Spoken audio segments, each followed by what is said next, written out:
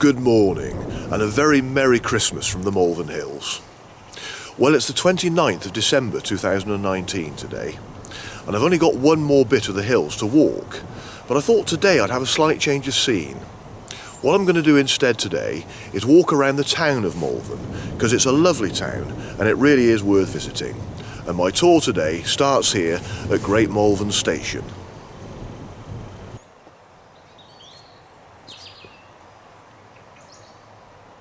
Great Malvern Station is the most ornate small station in the UK.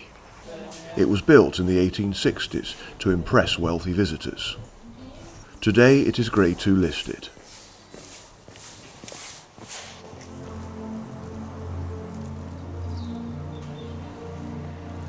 Okay, that's the railway station. I'm going to head into the town centre now.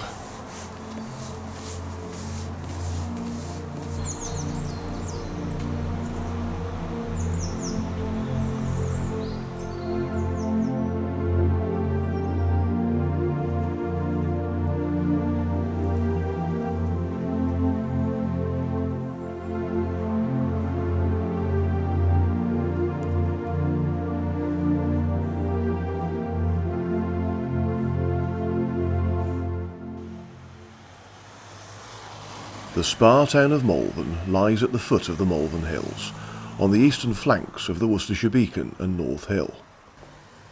This is Great Malvern, the town centre. It is also a historic conservation area, which grew dramatically in Victorian times due to the natural mineral water springs in the vicinity, including Malvern Water.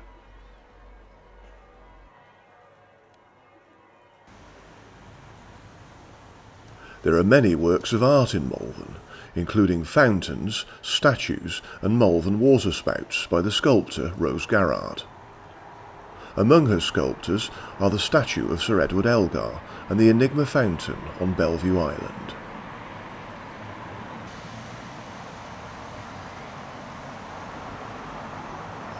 Well, the walk I'm doing today is another walk from the app provided by visitthemalverns.org, Malvern Tourism Office.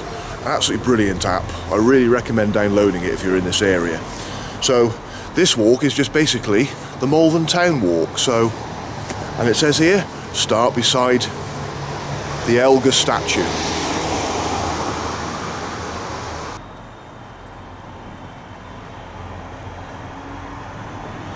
Walking along Bellevue Island, I came to another of Rose Garrard's works of art, the drinking spout, Malvina, which was unveiled on the 4th of September 1998.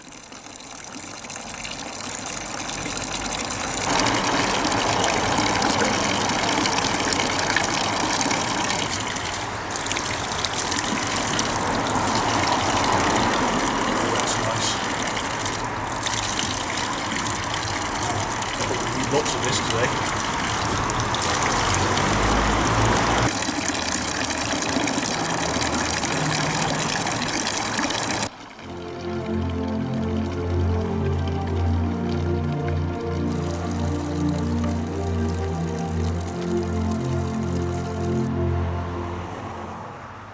I walked past the post office, built in 1935 in front of a 19th century building, originally Cecilia Hall, used by Elgar for his music classes.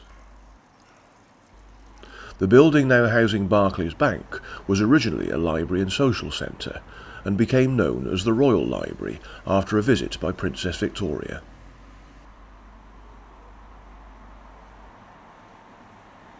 Today the local Wetherspoons pub, the Foley Arms, was built in 1810 by Edward Archer.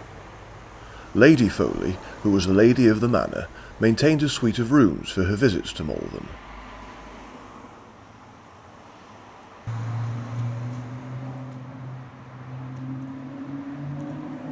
Dating from 1450, the Unicorn is one of the oldest surviving buildings in the area. It provided rest and refreshment for the travellers on the road from Worcester to Ledbury, and a place for the stagecoaches to change horses. Coaches from Malvern Link used to be double-headed to get them up the hill. It is said that the upper floor at one time served as the village school.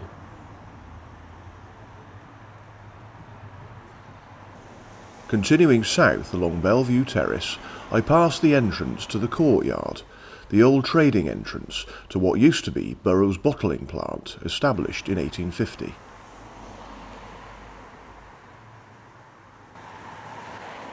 Next to the town council offices is the original coachhouse entrance to the old Bellevue Hotel, now lined with shops.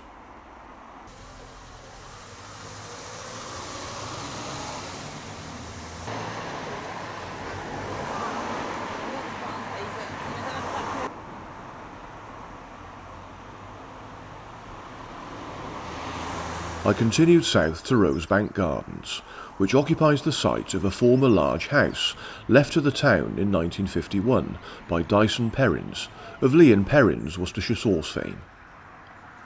This superb sculpture of the buzzards was created by Polish sculptor Walenty Patel, who oversaw the installation.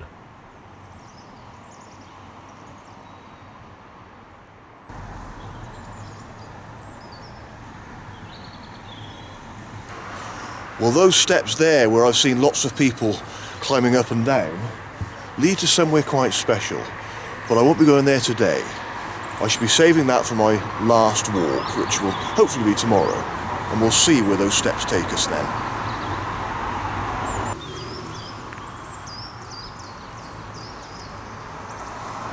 Well, this is my 5th walk this year in the Malvern Hills, and it was originally going to be the last. But as time went on, I decided to change my plans slightly. The original idea was to do the last walk, involving a walk around the town of Malvern, and then do the last bit of the ridge, but I just suddenly thought, well, I'll be rushing the visit around the town too much, and then it'll be too much of a rush job doing the last bit of the ridge. So I feel that Malvern is such a lovely town, it deserves to have a whole day devoted to it, to explore it properly, and that's exactly what I'm doing. So I'll be doing 6 walks. The 6th will hopefully be done tomorrow, and that'll just be the last part of the ridge.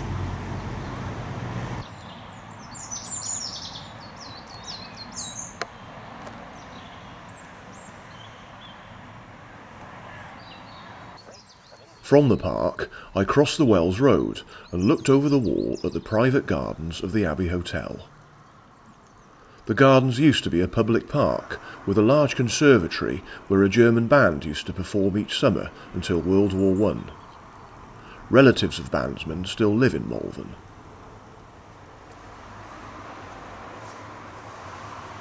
Walking south along Wells Road, I soon turned left to descend the steep Baptist steps.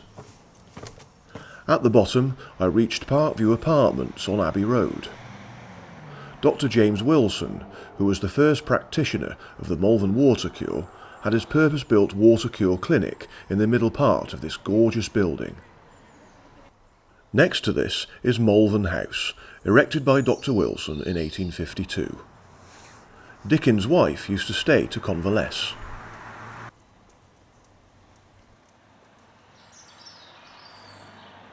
This memorial, erected in 2015, is on the site of a former fountain, with a marble tablet carrying a dedication to the late Dr. Wilson.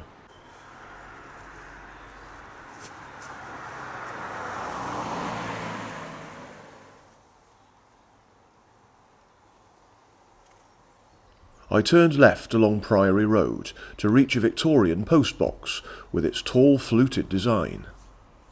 This postbox was restored in 2004. I then turned left again along Orchard Road to reach my next interesting location. Well, now I'm in the lovely Priory Park.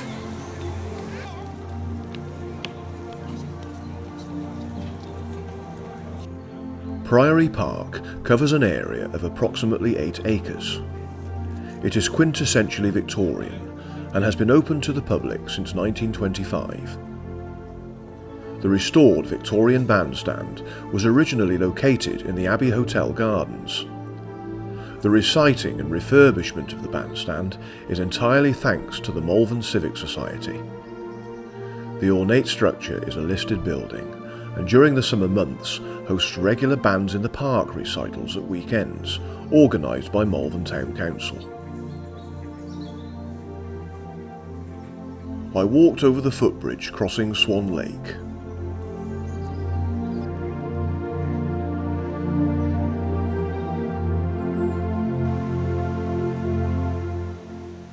At the end of the park stands the imposing Priory mansion, dating from 1874. It was the home of Dr. Gully, where he saw his private patients. Next to this is the Grange, the original building of which was built by a local landowner, James Mason. Well, considering it's the end of December, it's surprisingly mild today. It's lovely. We've had so much wet and cold weather recently, and the wet weather particularly has caused so much flooding, it's been quite depressing. But today, even though it's still quite muddy underfoot, it's a really nice, clear, sunny day today, and it's mild. They obviously knew I was coming to the Malvern Hills again today, so him up there, he said to me, "Patrick, you shall have good weather today." I walked on through the theatre complex. This much modified structure was built in 1884 as the major public space in the town, replacing the original Royal Library. The theatre received a £6 million lottery grant in 1998, which enabled the complex to be expanded to include a large atrium, a concert hall, theatre and cinema. This is a statue of the Swedish opera singer Jenny Lind, who settled in the Malvern Hills after her career.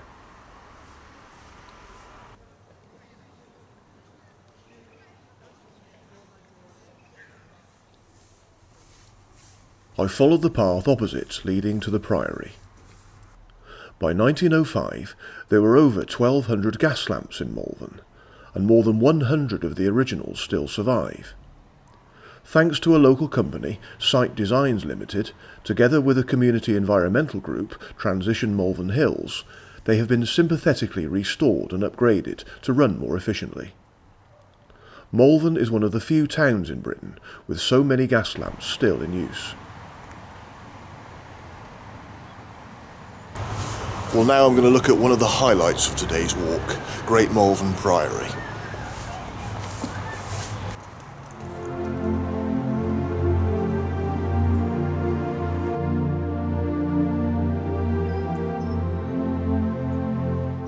Great Malvern Priory was a Benedictine monastery around 1075 to 1540 and is now the Anglican parish church. In 1949 it was designated a Grade 1 listed building and is a daughter church of Westminster Abbey. Principal features of the building are the Gothic exterior, Norman nave, the stained glass, the medieval tiles and the misericords, known as mercy seats. They allowed the monks to appear to stand, while still resting their legs by sitting on the small ledge jutting from the back of the seat. They are carved with various scenes. Lovely.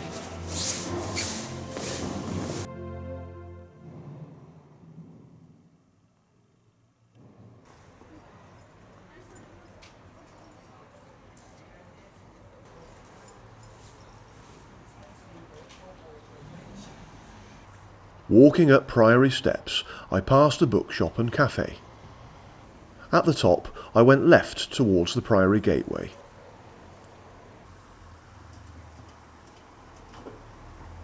Much of the original has been largely masked by 19th century restoration, although original timber gate posts are still in evidence. This leads into what used to be the Priory grounds.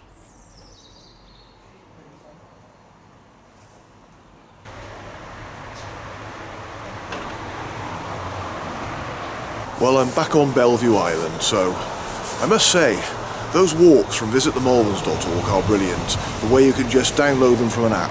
And I have to say, hats off to the local tourism office for doing a great job. Well, I've just got a couple more places I want to see, so I'm going to walk a little bit further afield, and then that's me done for today.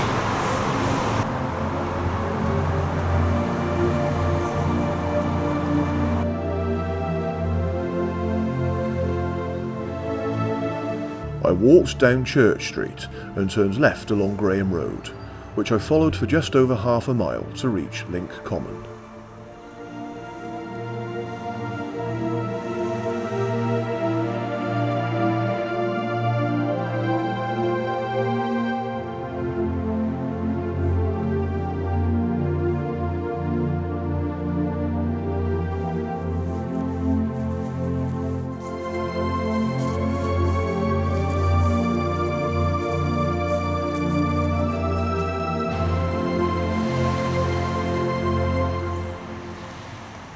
Well, the reason I wanted to make this little detour to Link Common was to see that pub, the Nag's Head. That has to be the best pub in Malvern that I've been to. Not that I've been to many in the area, but when you look online, the reviews are so good, and clearly it seems to be the most popular real ale pub in the area. I went inside on an earlier visit to the Malverns, and I have to say it really was spot on. Really nice, characterful pub, very, very busy, you could hardly move, so clearly it is popular with people, and the beer was spot on, really good real ale. I might have to find myself in there this evening for one or two. Well, I just wanted to look at the Nag's Head, just one more thing to see now.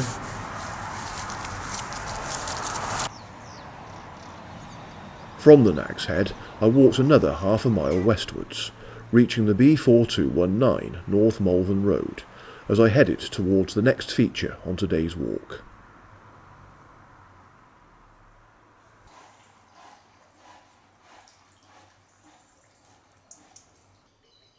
North Malvern Clock Tower, sometimes called the Tank Clock, was built in 1843. The tower was extended in 1901 with the permission of Dyson Perrins.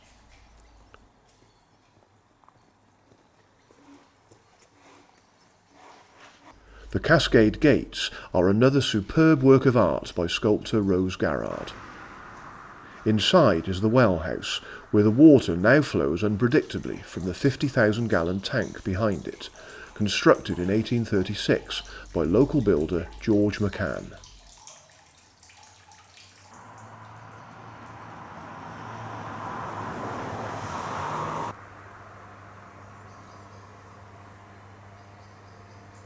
Well, here beside Tank Clock is a really nice place for me to end my day. I've really enjoyed my walk around Malvern today. I've had 4 wonderful days of doing the Malvern Hills, and to do the 5th day, actually just having a break from it all and doing a gentle walk around the town, it's been lovely. It's just brought some variety to the walks, really.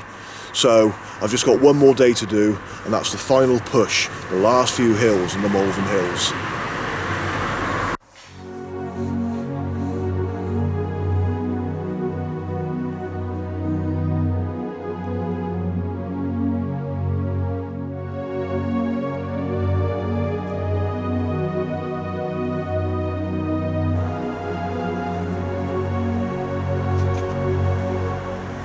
Well, I've checked into the Malvern Premier Inn, but I just wanted to pop back out now that it's night time and see the gas lamps around Malvern in their full glory.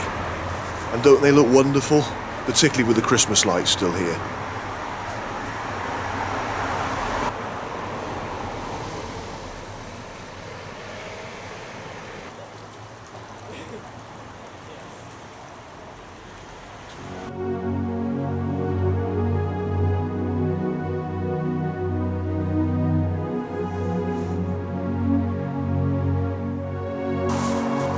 Well, it's certainly been worth it for me to come and see Malvern at night with these wonderful old gas lamps.